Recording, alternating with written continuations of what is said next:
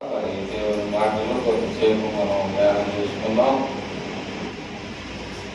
ఇక్కడ తెస్సలోనికలో ఉన్నటువంటి సంఘానికి కొన్ని విషయాలు తెలియజేస్తూ ఉన్నటువంటి సంగతి ఇప్పుడు చదువుకున్నాం. అలాగే మనం కూడా నేర్చుకోవడానికి అట్టి అవకాశాన్ని కలిగి ఉండాలని దేవుడు హెచ్చరిస్తూ ఉన్నాడు. మరి ఇక్కడ మొదటి వచనం నుంచి మనం చదువుకుంటా ముందుకెళ్దాం. సహోదరులారా, మీ యొద్ద మా ప్రవేశము వ్యర్థము కాలేదు గాని మీరెరిగినట్టే మేము ఫిలిప్పులో ముందు శ్రమపడి అవమానము పొంది ఎంతో పోరాటముతో దేవుని సువార్తను మీకు బోధించుటకై మన దేవుని యందు ధైర్యం తెచ్చుకుంటామని మీకు తెలియదు.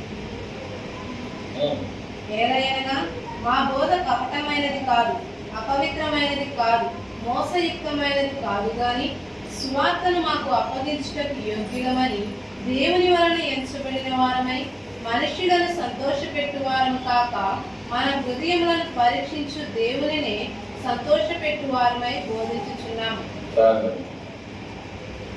ఇక్కడ దేవుని వాక్యాన్ని మనము వింటా ఉన్నాం. ఫిలిప్పీలో ఉన్న విషయాన్ని, తెస్సలోనికలో ఉన్న విషయాన్ని గురించి ఇక్కడ మొదటిగా 1-2 వచనాల్లో ఏం చెప్తున్నారంటే, సహోదరులారా, మా ప్రవేశము వ్యర్థము కాలేదు కానీ మీరు ఎదిగినట్టే మేము ఫిలిప్పీలో ముందుగా శ్రమపడి అవమానం పొంది ఎంతో పోరాటముతో దేవుని సువార్తను మీకు బోధించుటకై మన దేవుని యందు ధైర్యము తెచ్చుకుంటామని మీకు తెలియను అన్నాడు. అంటే ఈనాడు దేవుని యొక్క సువార్త అనేది చాలా ఏమైందంటే తేలికైపోయింది అన్నమాట. అప్పుడున్నటువంటి కాలంలో మరి సువార్తని బోధించడం అనేది చాలా కష్టంతో కూడినటువంటి పరిస్థితి. ఎందుకని కష్టంతో కూడినటువంటి పరిస్థితి ఎవరైనా చెప్పగలరా? సువార్త బోధించడానికి చాలా కష్టంతో కూడినట్టుగా మనం దేవుని వాక్యాన్ని చూస్తాం. ఎలా చూస్తామంటే, దేవుని వాక్యాన్ని ప్రకటించేటప్పుడు మరి పౌలును, శీలను ఇంకా అనేక మందిని ఏం చేశారు? చెరసాలలో పెట్టారు అన్నమాట. అట్లాగా ఇప్పుడున్నటువంటి పరిస్థితుల్లో ఎవరైనా సరే ఏ దేవుడైనా నమ్ముకోవచ్చు అనేటువంటి స్వాతంత్రం మనకి దేవుడు ఇచ్చినటువంటి విధానం మనం చూస్తాం. మొన్న ఈ నెల ఆగస్టు 15వ తేదీన మన దేశ పౌరులు స్వాతంత్రం కోసం ఏం చేశారంటే వారు ప్రాణాల్ని త్యాగం చేశారు. అట్లాగే మీరు కూడా వీరి ప్రాణాలని దేవునికి పెట్టడానికి, దేవుని సువార్తకి పెట్టడానికి, ఆ తర్వాత మీరు దేవుని యొక్క మాటలు వినకపోయినా సరే వీరి యొక్క ప్రాణాలని కూడా లెక్క చేయకోకుండా దేవుని సువార్తను బోధించడానికి వారు సిద్ధపడ్డారు. కనుక మనము ఇక్కడికి వస్తున్నటువంటి విధానం ఏంటంటే, సహోదరులారా, మీ వద్దకు మా ప్రవేశము ఏం కాకూడదు?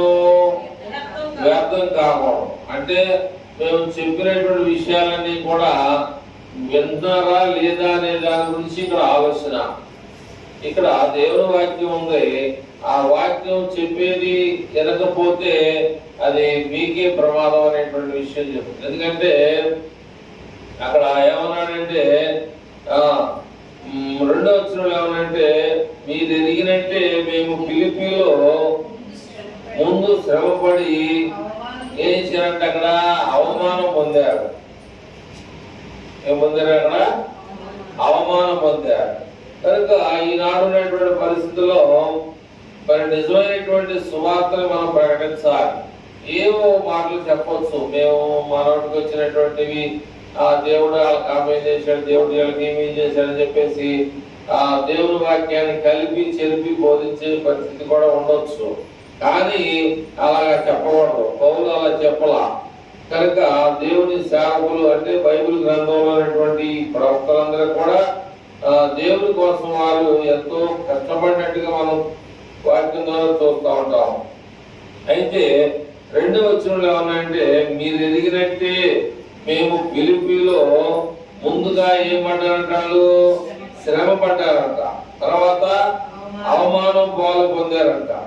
ఎంతో పోరాటంతో దేవుని సువార్తని మీకు బోధించడానికై మన దేవుని యందు ధైర్యం తెచ్చుకుంటామని మీకు తెలియను అన్నాడు. ఏలైనగా మా బోధ ఎలాంటిది అన్నాడు? కపటమైనది కాదు. మా బోధ ఎలాంటిది అన్నాడు?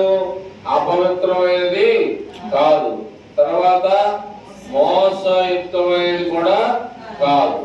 తర్వాత సువార్తను మీకు అప్పగించడానికి యోగ్యులమని దేవుని వలన ఎంచబడిన వారమై మనుషులను సంతోషపెట్టు వారము కాక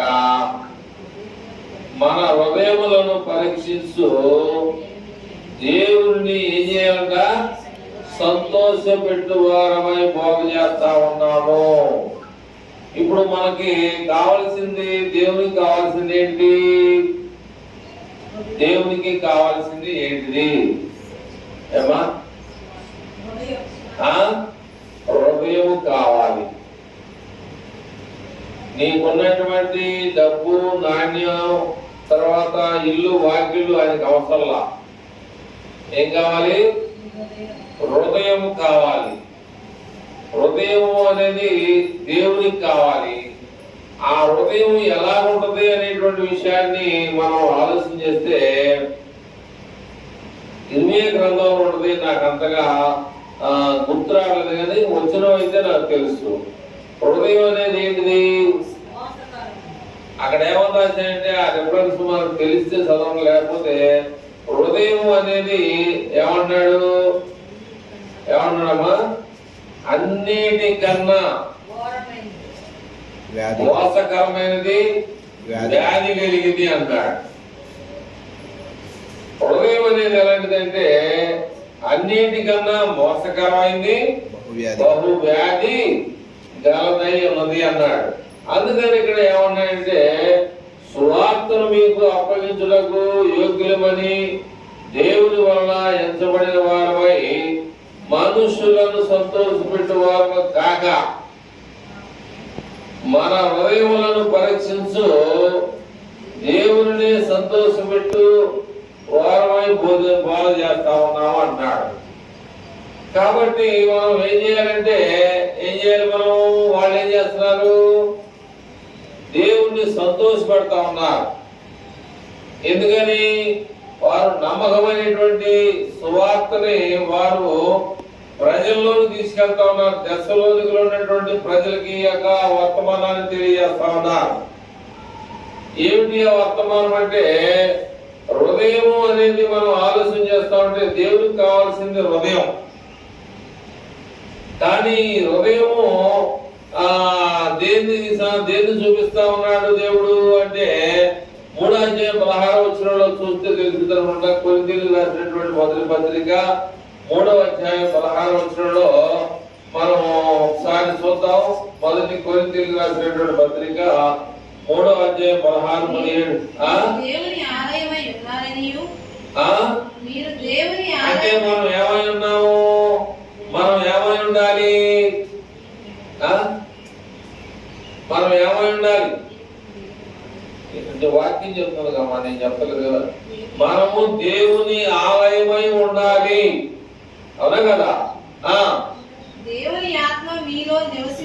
అప్పుడు దేవుని ఆలయం అనేది ఉన్నప్పుడు అప్పుడు దేవుని ఆత్మ మీలో నివసించుతున్నదని మీకు తెలీదా? అంటే ఎవడైనా దేవుని ఆలయమును పాడు చేసిన ఎడలా దేవుడు వారిని పాడు చేయరు అన్నాడు. ఒక ఆయనతో నేను మాట్లాడుతా ఉన్నాను. ఏంటయ్యా ప్రార్థనకి వెళ్తా ఉన్నాడు. ఆయనకి 65-70 సంవత్సరాల వయసు వచ్చింది. నేను వెళ్ళనయ్యా అన్నాడు. అయితే ఇంట్లో ప్రార్థన చేసుకుంటాను, నేను లగ్నానే పడుకునేటప్పుడు ఎప్పుడైనా ప్రార్థన చేసుకుంటా ఉన్నాను అన్నాడు. అయితే ప్రార్థనకి ఎందుకని వెళ్ళమంటే ప్రార్థనకి వెళ్ళిన వాళ్ళందరూ కూడా తిప్పుకుంటా ఉంటే నేను చూడలేక నేను చర్చికి వెళ్తాను అన్నాడు. అది తిప్పుకుంటే ఆ తిప్పుకున్నటువంటి లెక్క అలా చెప్పుకుంటాడు. నీకేమైంది? నువ్వు వెళ్ళకపోతే నీకే శిక్ష పడుతుంది, నువ్వు ఖచ్చితంగా వెళ్ళు, నీకు నచ్చిన గుడికి వెళ్ళామన్నా. అవునా కదా? ఇప్పుడు తిట్టుకుంటూ ఉంటాడు.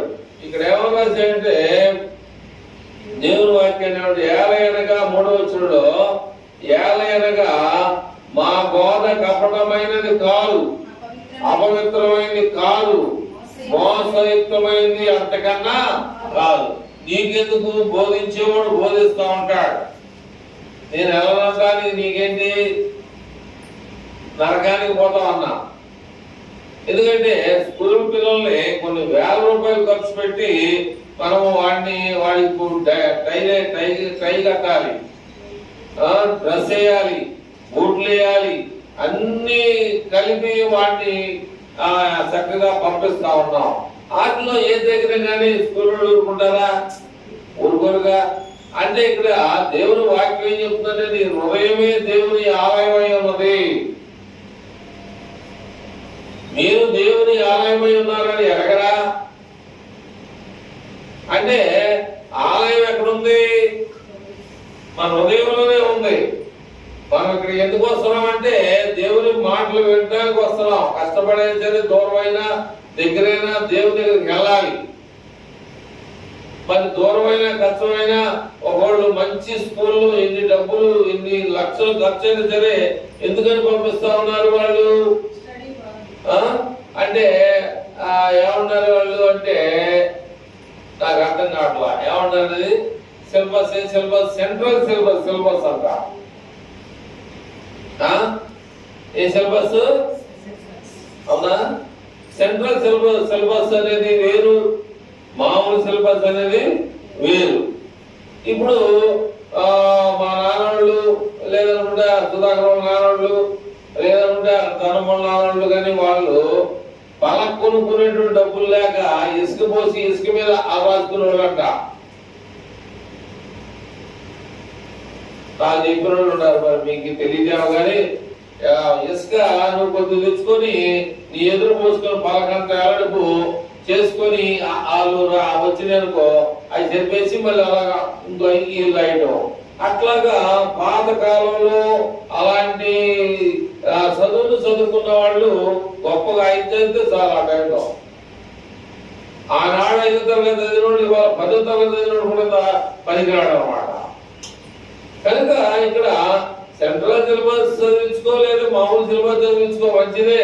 నీ దగ్గర డబ్బు ఉంది కాబట్టి నువ్వు మంచి చదువు చదివించుకో కాదంట్లా. కానీ ముఖ్యమైన విషయం ఏంటి?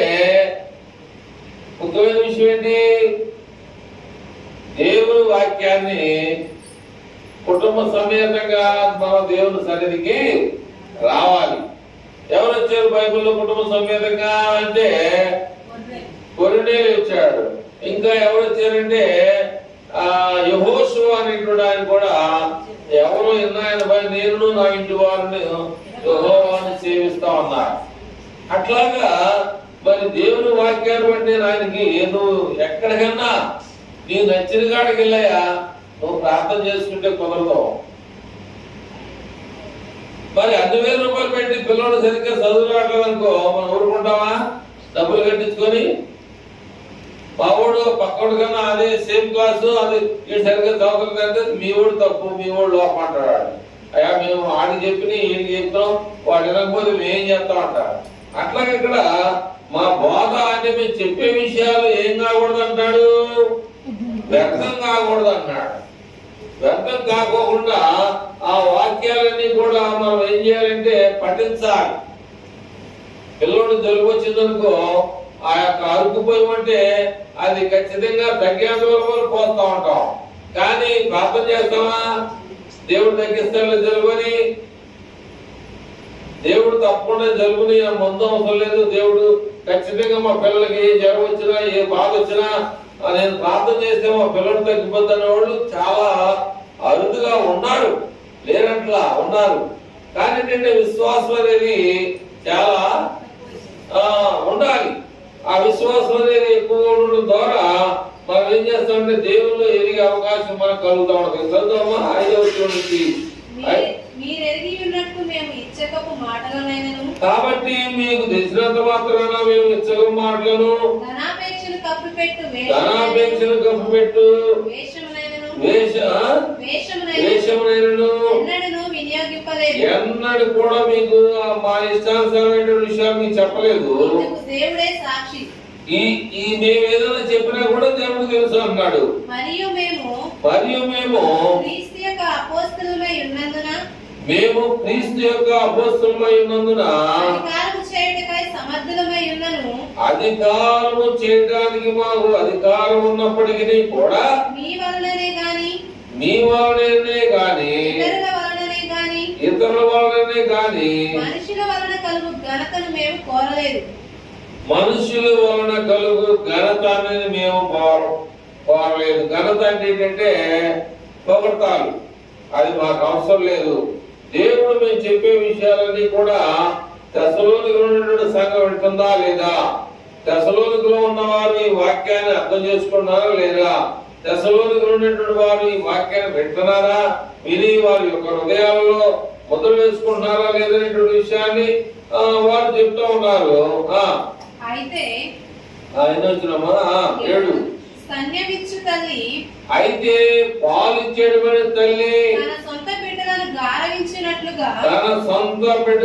గారవించినట్లుగా మేము మీ మధ్యను సాధువులమై ఉన్నాము. కాబట్టి మీ మధ్య మేము ఎలా ఉన్నామంటే, ఒక తల్లి ఒక పిల్లవాడిని ఏ రీతిగా ప్రేమించి మంచిగా కడుపు నిండా పాలిస్తుందో అట్లాగే మేము కూడా మీ మధ్యలో ఎలా ఉన్నామంటే తగ్గించుకొని ఉన్నాం అనేటువంటి విషయాన్ని మనం గుర్తు చేసుకోవాలి. చదమ్మా. మీరు మాకు బహు ప్రియులై ఉంటేవి గనుక, కాబట్టి మీరు మాకు మంచి వారిగా ఉన్నారు కనుక మీ యందు విశేష ఆపేక్ష గలవారమై దేవుని సువార్తను మాత్రము గాక దేవుని యొక్క సువార్త మాత్రము గాక మా ప్రాణములను కూడా మీకు ఇచ్చుటకు సిద్ధపడి ఉండివి. చూడండి ఎంత త్యాగం చేస్తా ఉన్నారో మనం ఆలోచన చేయాలి. దేవుని సువార్తే కాకుండా దేవుని కొరకు, దేవుని వాక్యం కొరకు కూడా వాళ్ళు ఏం చేయబోతున్నారు? ప్రాణాన్ని త్యాగం చేయడానికి కూడా వారు సిద్ధంగా ఉన్నారు. కనుక ఎందుకంటే పౌలు ఫిలిప్పీయులకు రాసిన పత్రికలో 1:21 ఏమన్నాయంటే, చదవద్దు, నా మట్టుకైతే బ్రతుకుట క్రీస్తు, సావైతే లాభం అన్నాడు. ఎందుకన్నాడంటే దేవుని కొరకు చనిపోయాడనుకో ఆయన కూడా ఒక అక్షసాక్షిగా ఉంటాడు.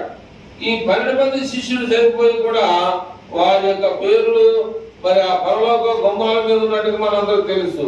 అట్లాగే ఆయన కూడా ఏమన్నాయంటే, బ్రతికే క్రీస్తు కోసం, సావైతే లాభం అన్నాడు పౌలు. అట్లాగే వీళ్ళు కూడా ఏమన్నాయంటే, మా ప్రాణాలు సైతం పెట్టడానికి కూడా మేము దేవుని కొరకు సిద్ధంగా ఉన్నామనేటువంటి విషయాల్ని ఇక్కడ తెలియజేస్తూ ఉన్నాడు. చదవమ్మా. అవును సహోదరులారా, మా ప్రయాసమును కష్టమును మీకు తెలిసే ఉన్నది కదా. మేము మీలో ఎవరికైనాను భారముగా ఉండకూడదని రాత్రి పగలు కష్టము చేసి జీవనము చేస్తూ మీకు దేవుని యొక్క సువార్తను మీకు ప్రకటన చేశాము. ఈనాడు అన్ని దేశాలు కూడా కొన్ని అభివృద్ధి చెందుతా ఉన్నటువంటి దేశాలుగా మనం చూస్తా ఉన్నాం. అయితే ఒక 50 సంవత్సరాల క్రితం కిందకి పోతే మనం వెనక్కి వెళ్తే మన దేశం వెనకబడి ఉందన్నమాట. అయితే అప్పుడు ఏంటంటే అమెరికా వాళ్ళు కొంత సహాయం చేస్తూ ఉండేవాళ్ళు, మన దేశానికి గవర్నమెంట్ కి సహాయం చేసేవారు. అమెరికా దేశంలో ఉన్నాడు. ఎలా సహాయం చేస్తారంటే వాళ్ళు మనం ఆలోచన చేయాలి. ఎలా సహాయం చేస్తారు? ఇతరులకు ఇవ్వాలంటే మీకు ఎవరికైనా తెలుసా?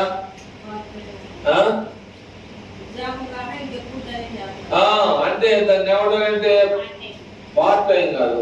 పార్ట్ టైం అంటే మధ్యలో చేయటం అనేది. నీకు ఉదయం 9 గంటల నుంచి సాయంత్రం 6 వరకు నీ డ్యూటీ అనుకో. అయితే ఆయన ఏం చేస్తాడంటే ఓటీ అంటారు దాన్ని. ఓటీ అంటే ఎక్స్ట్రా ఓవర్ టైం అన్నమాట. పార్ట్ టైం అంటే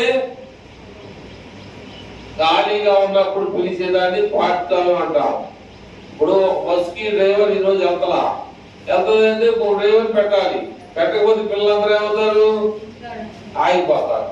అందుకనే దాన్ని ఏమంటారంటే పార్ట్ టైం అంటాం. ఇది ఓటీ అంటే 1 గంట, 6 గంటలు దిగాల్సిన ఆయన 7 గంటలు దిగాడు. అలాగా నెలంతా చూసుకున్నాం అనుకోండి, లేదనుకుంటే 15 రోజులు చేశాడు అనుకో, ఆ 15 రోజులు వచ్చినటువంటి ఓటీ డబ్బుల్ని వాళ్ళు ఇతర దేశాలకి, అంటే ఎక్కడైతే పేదరికం ఉందో అక్కడ పంపించడానికి వాళ్ళు ఆ పని చేస్తారు. ఇప్పుడు మనం ఉన్నాం, ఒక కోత కోస్తానికి వెళ్ళాం, కలుపు తీస్తానికి వెళ్ళాం, లేదనుకుంటే ఏమంటారు కాలం తీయడానికి వెళ్ళాం. వాడు వెనక పడ్డాడు అనుకో, వాడికి సాయం చేయడానికి మనం ముందుకి రాలేము.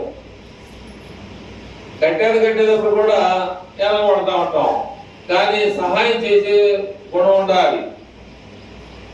ఎందుకంటే వాడికి ఎందుకు కట్టాలి అనుకుంటే మనం ఏం చేయలేము. అంటే ఒక కుటుంబం ఉన్నతమైనటువంటి స్థితిలోకి వచ్చిందంటే కారణం ఏంటంటే వాళ్ళు దేవుని యొక్క భక్తి ఉండాలి, పని కూడా ఉండాలి. దేవుని యొక్క భయము భక్తితో మనం ఆ కుటుంబాన్ని చూస్తున్నట్లయితే వారి కష్టం అని ఇతరుల కష్టాన్ని వారు ఆశించరు. వారి కష్టాన్ని వాళ్ళు తినాలని ఆశ కలిగినటువంటి వారికి దేవుడు ఏం చేస్తాడు, అంచెలంచెలుగా డెవలప్ చేస్తా ఉంటాడు. అదే ఒక ఉదాహరణ కాదు కానీ నిజాన్ని చెప్తాను. ఏంటి ఆ నిజం అంటే, యాకోబు గురించి మీకు తెలుసు కదా. యాకోబు గురించి మీకు తెలిస్తే చెప్పమంటే చెప్పలేరు.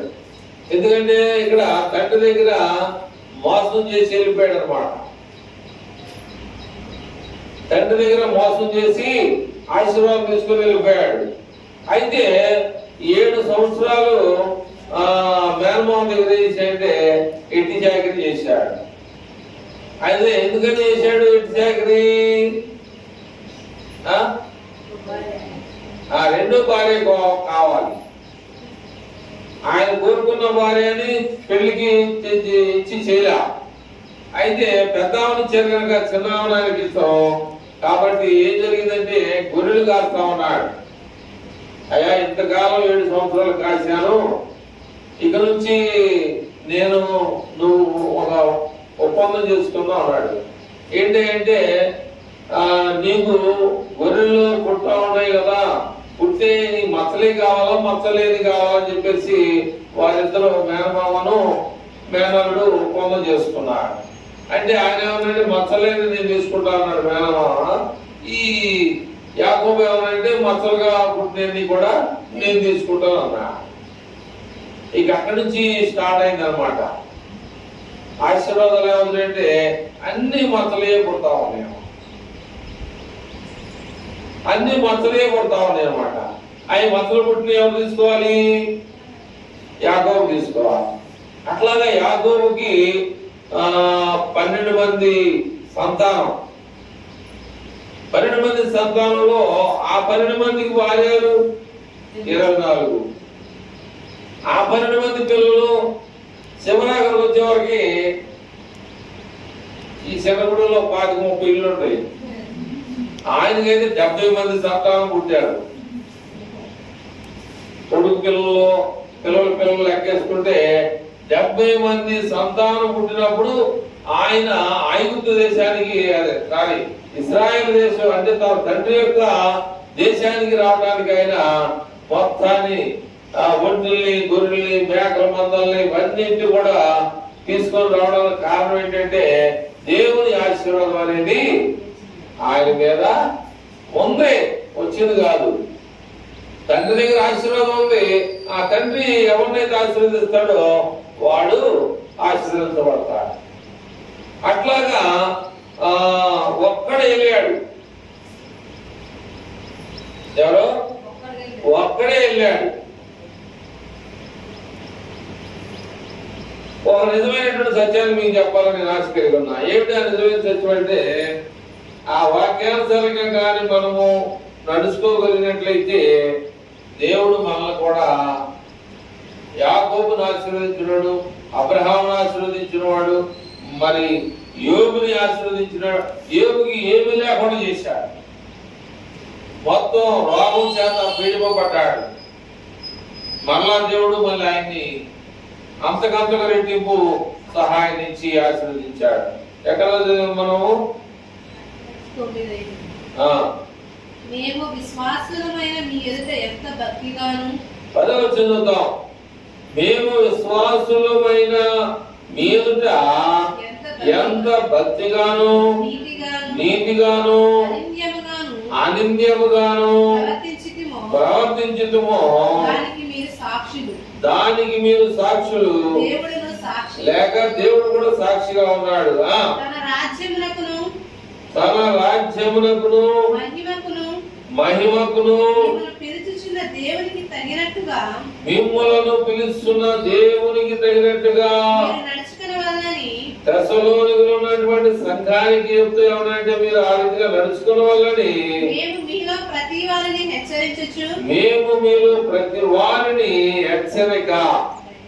హెచ్చరించుచు ధైర్యపరచుచు సాక్ష్యమిచ్చుచు తండ్రి తన బిడ్డల ఎడల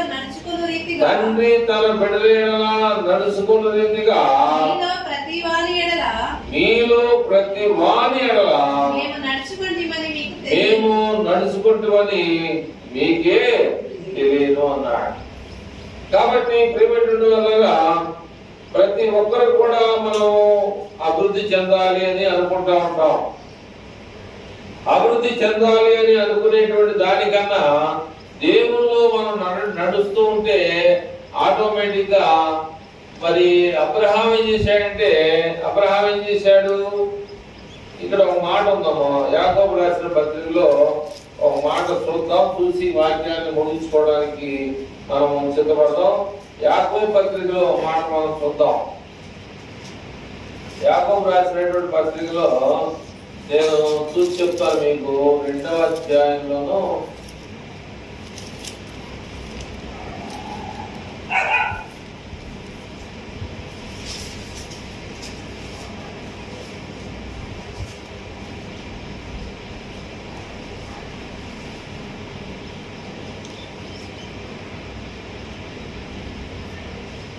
24 వచ్చిందమ్మా. 2వ అధ్యాయం 24 వచ్చింది. యాకోబు పత్రిక విశ్వాస మూలమున మాత్రము కాక క్రియల మూలములను నీతిమంతుడని ఎంచబడునని దీని వలన గ్రహించింది.